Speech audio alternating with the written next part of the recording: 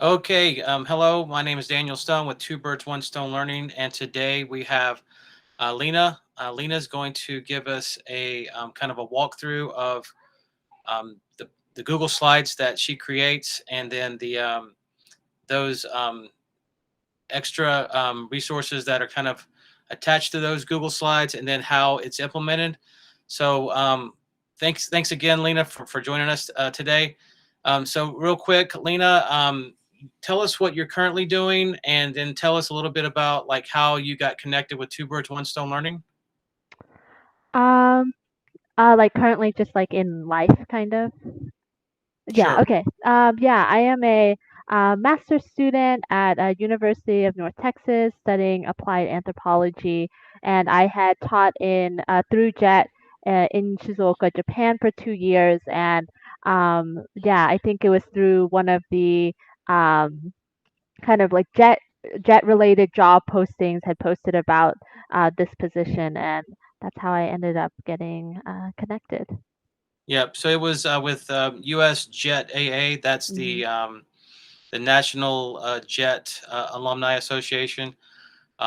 We've been working with them to try to attract, like-minded professionals such as yourself, people who are getting off the JET program and are looking to maybe keep the teaching experience, keep the connection to Japan going. So, tell us a little bit about the students who you're working with at Two Birds, One Stone Learning, and what exactly they're trying to accomplish with the services that we're providing? Great. Yeah. So I have siblings, Tomoya and Sawa, and through the lesson specifically, Tomoya has is studying for Aiken grade 2 right now, and so he actually has his test today. But we've been since I started, we've been preparing, reviewing materials for specifically the written exam. And then for Sawa, it is more kind of um, general like English conversation and just getting her more comfortable with with speaking English and using English in kind of different situations. Got it. So right now they're meeting with us twice a week for 90 minutes each time.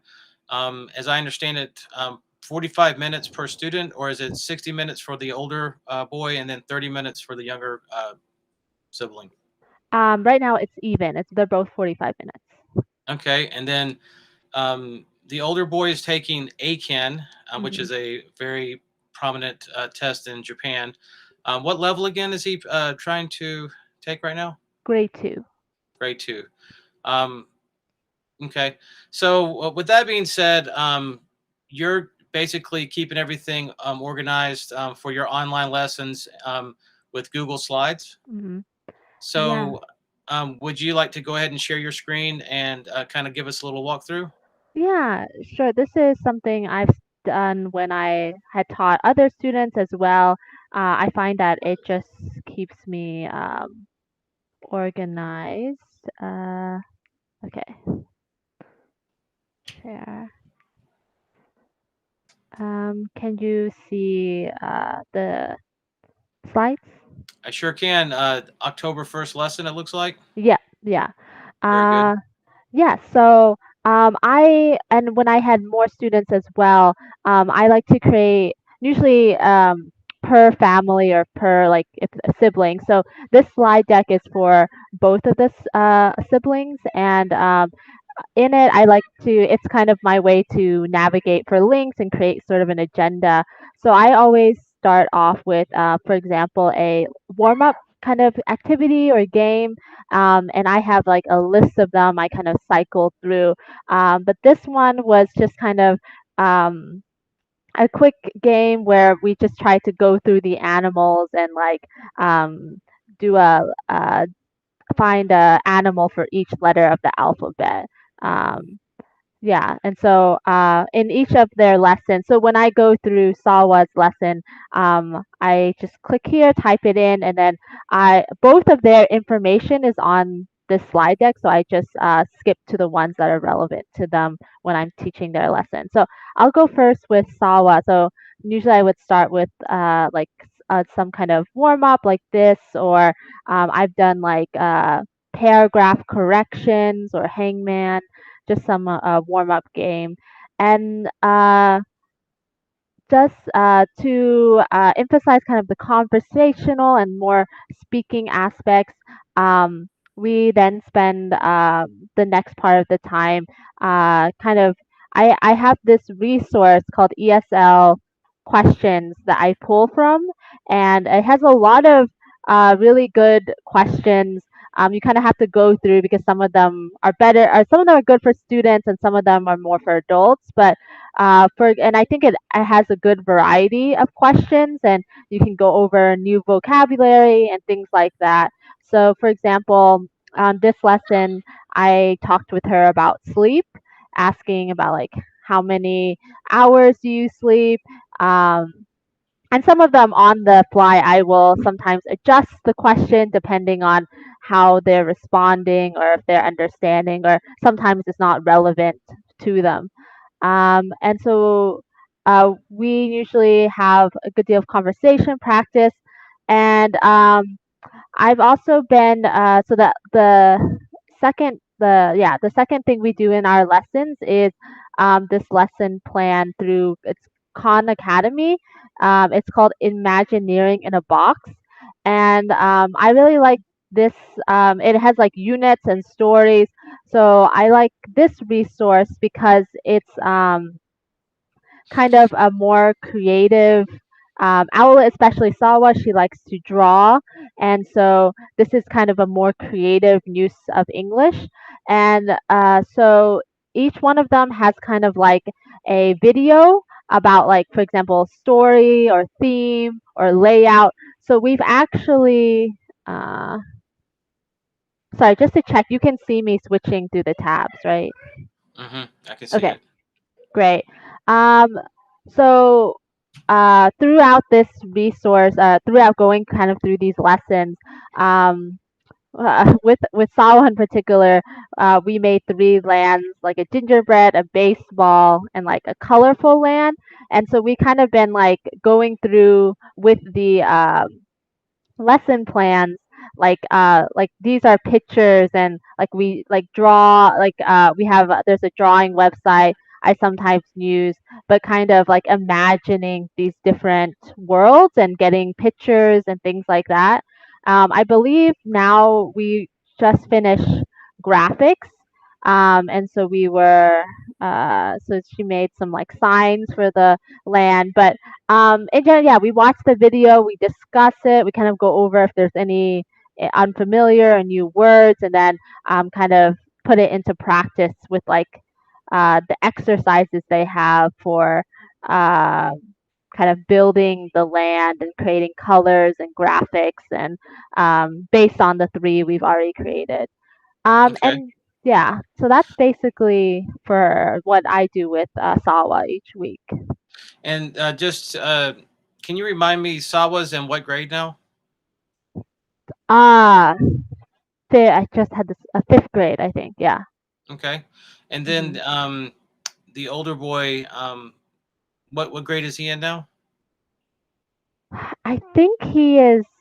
So I don't know. I think actually Salwa might be in fourth grade, and then her older brother might be in sixth grade. I think that is perhaps the right, yeah, difference between them. You're right. They've been with us for a while, and things get kind of blurred with the COVID year we had last year. So, Mm. but just for kind of context and reference. Yeah. So again, the younger student, the fourth grader, hmm the expectations from the parents are that she's just doing some general ESL, and you kind of walk through that. hmm So moving on to the older student, Yes. the one that's the expectation from the parents is the test prep. hmm Um, give us a little walkthrough on how you go about doing that. Yeah, so yeah, I usually, have at least like some warm up as well, just get into the English. And then after the warm up, I have this slide which I kind of keep resources and tabs like, oh, when is the test date? Like, kind of dates for me to keep in mind of when to start doing a mock test and things like that. But usually here, I will put like kind of the agendas for that day. So I think for this day, I wanted to go over this particular test booklet using like the practice textbooks online, the resources, the old ACAN tests as Hmm. provided by the website. And then I think last time we had gone over writing prompts, so we had finished writing, and then we want to go over that. And then yeah, I think I wrote like there was one more section in the textbook booklet we want to go over. And here are just a few of the like resources I've been using. I also have these here just in case we have extra time or if we need to shift the lesson. So Key Eye, this is Key Eye, which is really nice. It this is a vocabulary lesson base, and I just go like I think you just I'm not quite sure how many there are, but I just change the number and you can just get new lessons. But yeah, so I usually go through the vocab with the student, and then like they have a little exercise to match and then to fill in the blank. So just a little bit more extra vocabulary practice. Though I do found that my student didn't need as much vocabulary. He was familiar with a lot of the words already, and so um, we only used this a couple of times. And then I also found let me see, this second one. It's called Study Gear.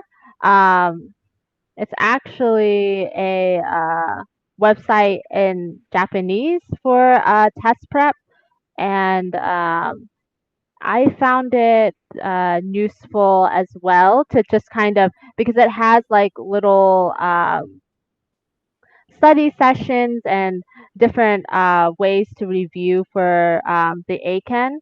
Hmm. Um, yeah, let me try to get. I think it's on my page because I put that I was in ACAN to yeah, you can start. So then this has all four components. So it's just like a extra practice site that I found that um, yeah, so like they have listening and things, but it is part of it is in Japanese, and then part of it is it's a Japanese website, but I think there are still like good resources like the readings and the listening. But yeah, I think it's just useful if you want a bit more extra practice.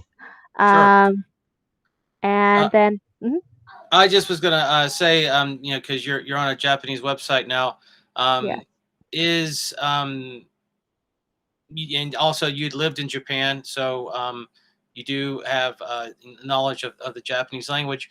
Um, is are these lessons? Are you having to use a little bit or medium amount of Japanese to convey your directions, or mm. is it pretty much an all English speaking, at least on your end?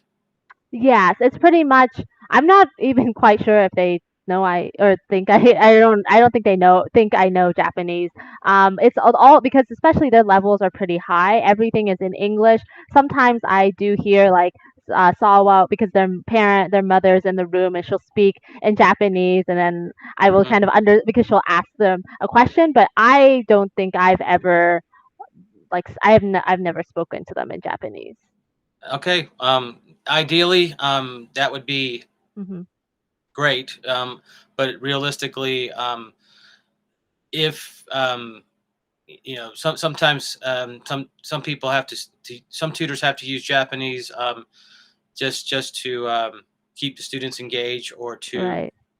you only have 45 minutes, so you need Hmm. to make the most of your time. So it's so much faster just to say something quickly in Japanese. Mm-hmm. But I just wanted that just came up from talking because of the website. Right. So sorry to interrupt, but as you were. Yeah. And then the last source that I found very helpful was just this was just made by I guess maybe there's a link, a Quizlet about writing prompts because I found that it can be a little bit challenging to find specifically writing prompts because, for example, on the practice tests they release, there's only three practice tests and only one prompt for each one. And I found that my student in particular struggles with the writing portion, and so this was just a nice link. I don't use any of the Japanese. I just copy the prompt and then the question, and then um, have the student practice with that. Um, yeah, so then I think, yeah, probably for this day, and obviously they have the booklets, and we go through those booklets as well. And then these other things are more extra resources. Um, I also keep track of vocabulary, any new vocabulary words that I learned, and they have Quizlets and things like that. I particularly like to do the match one. We usually that's something we'll do in the lesson. I'll do the play match, and then we'll go through and I'll ask the student to like match them together and then sometimes with pictures, and then we'll talk through it. And the last thing is this isn't all in. This is just like I usually have all the resources out and I update them, but it's not and not necessarily that we will go through all of them. This is a vocab review I had at one point after like a few weeks of accumulating vocabulary. Um, I found I particularly like this picker wheel, which kind of makes it more fun and interesting to uh, review words. Oh, there it is. Oh, that's okay.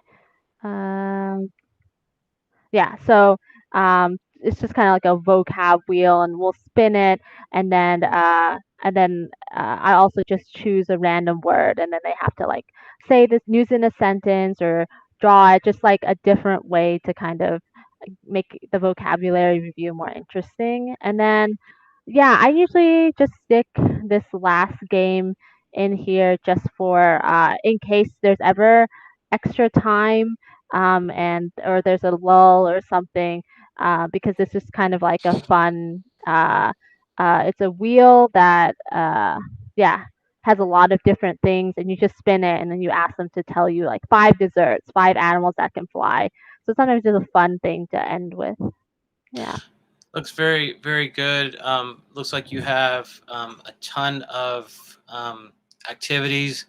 Um, I would think that you have more activities than you have time. Hmm. That's not necessarily a bad thing. Yeah. You definitely don't want to have dead time where you're trying to figure things out. Um, um, I guess this obviously you you seem to be very tech savvy in terms of being able to find these resources and then being able to apply it in the subject of English to speakers of other languages or even Hmm. test prep. So great, it looks good. I'm glad that these are the kind of lessons that we're doing here at Two Birds One Stone Learning on the online side of things.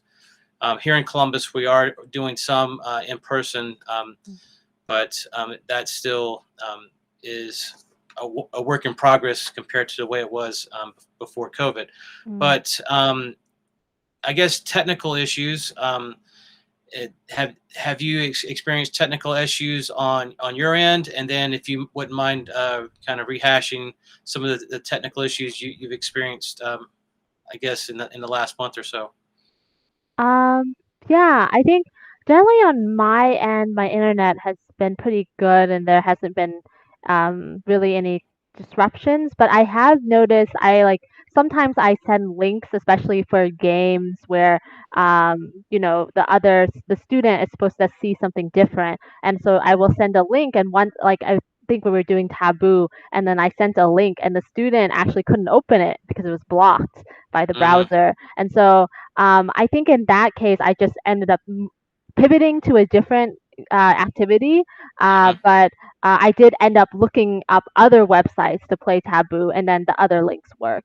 So that was just something I had never even thought about, that the fact that sometimes the links might be Right. blocked on their end. And then as far as, yeah, we've had some internet connectivity issues on their end, but I think yeah, the basically I've been trying to, yeah, sometimes the internet, like when even sharing screen, it takes a really long time to load. So we've pivoted sometimes to different games. Like I think one time, and because the internet was bad, we ended up doing a spelling game instead, which is I can just say the word and they just type it in the chat.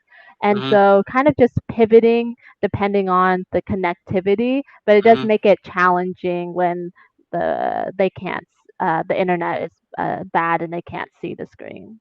Sure. And just to confirm, you were sharing your screen just like you're doing now. Hmm. You were just showing them Yeah, a Google Slides. Um, yeah. Google Slides, or sometimes like pictures or a Google search or something like that. Yeah. right.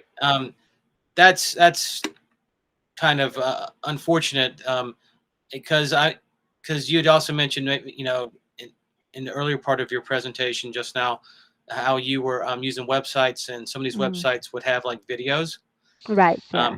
I can imagine that the video would really eat up a lot of bandwidth, Yes. Yeah. which would cause some challenges. So, not saying that one size fits all, but um, in general speaking terms, a lot of our students have adequate, internet, Hmm. for doing what we're doing online, or even back when everything was forced remotely at the Mm. schools. I think the challenge is the number of people who are doing it. Mm. You, you may have one of the parents working from home and he's using the internet, Right. and things of that nature. So, um, like you did earlier, just let me know in advance. That way I can reach out to the family. So, if there's been any like changes in internet using habits, Mm. they can kind of either increase the amount of internet to meet that new habit change, or um, change things to the way it was before. But your resources are really really good, and then offline, after this recording, we can talk more about things. But um, I was making notes, middle notes, while you were making your presentation. So Khan Academy was one resource that you were using. Hmm. The Quizlet was another resource that you were using. Um, can you, and also those ACAN specific, Hmm. Yeah. and obviously ACAN is a Japanese based test for English proficiency. So a lot of this stuff's in Japanese, and I can recall 5 6 years ago when I was getting serious about doing this. I would have Japanese families ask me point blank. He goes, Daniel, how do you think you can do this ACAN when everything's in Japanese? Mm. I'm like, but the in result, the outcome, the the final product is English. So Right. that's what we can do. I think they were all hung up on all the quiz books and things like that were um, all in Japanese, and you know my Japanese is what it is, and that's not the reason why they hired us for our services. But um, at any rate, looks like we're able to you know looks like you're doing a really good job with the online. I noticed that with your tutoring reports, so I wanted to give you a chance to kind of share with me as well as the rest of our team. So, any parting words before we sign off on this recording? No, it's been a pleasure working with the students and yeah, the organization. Great. So I'll be, you'd mentioned that the students that you're working with, their English is kind of up there, Hmm. based off of them being youth learners. And the reason is obviously the stellar tutoring that they're receiving, but at the same time, they've been in the United States for probably 2017, so Mm. close to 5 years now. And with that being said, there's a likeliness that they will be returning, rotating back to Japan. So while that's sad and unfortunate, that's just the nature of the business we're in. But just wanted to kind of preface that not all the students we get. I mean, when we first get them, they may be very shy, culturally very limited because of their not being in the United States for a very long time. But as time progresses, and with you know proper tutelage in the tutoring that we give them, um, it works out to where we have an end result like this. So Lena, I want to thank you for meeting with me today for this presentation, and that's all. We will talk more later. Okay. Thank you.